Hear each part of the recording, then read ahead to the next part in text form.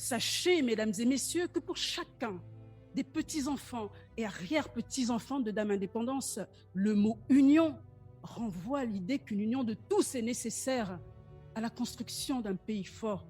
Aussi nombreux que puissent être les exemples d'union, renvoyant à la naissance d'un peuple et aux constructions fortes ayant marqué notre temps, est-ce dire pour autant que l'union fait la force?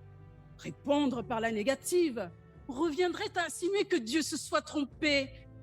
Or, Dieu ne s'est pas trompé, mesdames et messieurs, car l'union est une fin en soi de l'homme et des lois de la nature dans laquelle il évolue.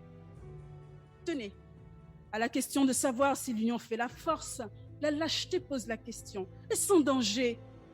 L'opportunisme, est-ce politique? La vanité, est-ce populaire? Mais le visionnaire, lui, se pose non pas une, mais plusieurs questions. Cela va-t-il dans l'intérêt de tous? Cela contribue-t-il à améliorer notre vivre ensemble? L'union fait-elle la force? Oui, parlons vrai tous ensemble, aurait répliqué Mario Stasi. Que l'on ne s'y méprenne pas. Il existe bien évidemment dans l'histoire des contre-exemples illustrant les échecs de certaines unions. Mais, mon frère, pour parler comme René Char, à qui sait voir la terre aboutir à des fruits, point ne l'émeut l'échec. Maintenant, rappelons à nos consciences confortables que si le mal qui mine notre société a commencé sous nos yeux, ou sans que l'on ne veuille s'en apercevoir, par le biais d'union, mue par le mépris, la lâcheté, l'indifférence, l'apeuré commerce politique des places à conserver, le changement reste possible.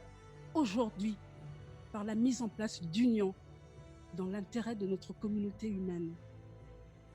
Ce rêve, cher maître, nous le réalisons ici même, aux côtés de nos estimés confrères, tels des fourmis portant haut l'étendard du droit